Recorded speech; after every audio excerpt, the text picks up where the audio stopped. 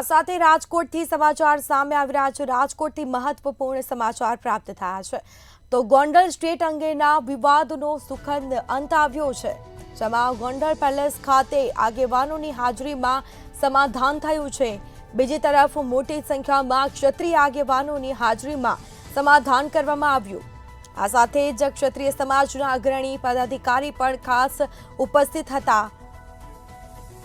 તો ગોંડલ પેલેસ ખાતે સમાધાન થતા આખરે વિવાદનો અંત આવ્યો છે। તો સમાધાનમાં રાજેન્દ્રસિંહ, મહેન્દ્રસિંહ, અર્જુનસિંહ પણ ખાસ ઉપસ્થિત રહ્યા હતા। તમામ આગેવાનો ઉપસ્થિત રહ્યા અને સુખદ અંત આવ્યો છે વિવાદનો।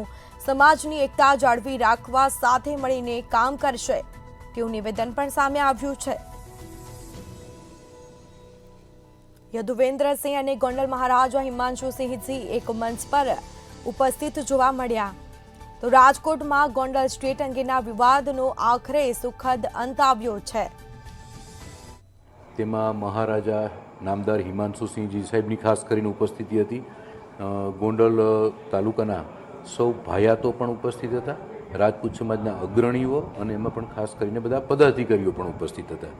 તેમની હાજરીમાં જે હમણાં થોડા 3-4 દિવસથી જે એક ગોંડલ પેલેસ તરફથી ખુલાસો આપવામાં આવ્યો હતો યાદવેન્દ્રસિંહજીની બાબતમાં, તો તેના અનુસંધાને ગોંડલ રાજપૂત સમાજ અને અમદાવાદ રાજપૂત સમાજથી લઈને ઘણા બધા રાજપૂત સમાજના આગેવાનોએ મહારાજા સાહેબનો સંપર્ક સાધ્યો હતો અને તેમને કીધું હતું કે ભાઈ જે કંઈ ભૂલ કે ક્ષતિ છે તે દૂર થઈ જાય ને આપણે સાથે બેસીને એક સમાધાનની સ્વરૂપમાં એક વાતચીત કરીએ તો એનો અંત આવે।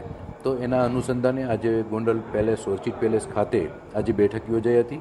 તેમાં જે યાદવેન્દ્રસિંહજી છે તેમની જે કોઈ શરત ચૂક હતી તેમની પણ એમને દિલગીરી ખાસ કરીને વ્યક્ત ફેસ ઉપર આવે ને સમાધાન થયું છે, શું કહેશો? મને એવું લાગે છે ભગવતસિંહજીના ચરણોમાં વંદન કરીને આપણે જે કાર્ય માટે બધા જ નીકળ્યા હતા એ કાર્યને સફળતા મળી છે। આ સમાધાન ન કહી શકાય, હું આને સમાધાન શબ્દથી આને નાનું નથી કરવા માગતો, કારણ કે ગોંડલના મહારાજાએ જે પોઝિટિવ વાત કરી છે એને આપણે બધાએ ભવ્યતાથી એક સ્વીકારવી પડશે કે જે સમાજ એક કરવો હશે તો આ માફી માટે નહીં પણ સમાજ એકતા માટેનો સંદેશ બધાએ ભેગા મળે છે, સમાજ ભેગો થાય છે। એકબીજા ઉપર આંગળી ચીંધવાની નથી, એકબીજા ઉપર વાતો તોડવાની નથી, મરોડવાની નથી, આપણે એક થઈ નેક થઈ આગળ વધવાનું છે। આ એક સંદેશા સાથે આ વિવાદનો અંત આવવો જોઈએ, પરંતુ સમાજ જો એક નહીં થાય તો મારા ખ્યાલથી મને એવું લાગી રહ્યું છે અને ઇઝાઇનસ પોતે પણ એવું માને છે કે મને આ સમાજ માટેની જે પ્રેમભાવ મળ્યો છે એ લોકોના આશીર્વાદ જે રાજાઓને મળતા હતા એવા આશીર્વાદ મળે અને સમાજ માટેનું જે આપણે એક ભવ્ય કામ કરી રહ્યા છીએ, એકતા માટેનું પ્રયત્ન હતો, એની અંદર મારા તરફથી આ ફૂલ નહીં તો ફૂલની પાંખડી એટલે એક કદમ આગળ વધવાની વાત કરી છે એમણે।